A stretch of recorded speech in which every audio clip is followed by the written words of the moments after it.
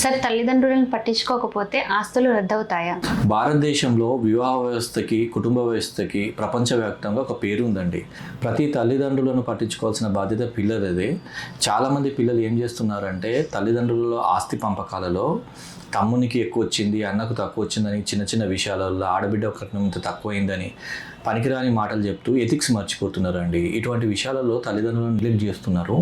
వీటన్నింటి గురించి భారతదేశంలో సీనియర్ సిటిజన్స్ గురించి స్పెషల్గా maintenance and welfare of the parents and senior citizens act 2007 ఒక యాక్ట్ వచ్చిందండి.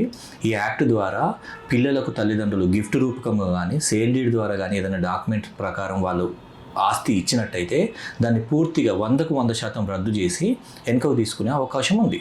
ఒకవేళ తల్లిదండ్రులను పిల్లలు పట్టించుకోకపోతే వాళ్ళ యొక్క ఆస్తి రద్దు చేయడానికి కోర్టుల చుట్టూ తిరగాల్సిన అవసరం కూడా లేదండి.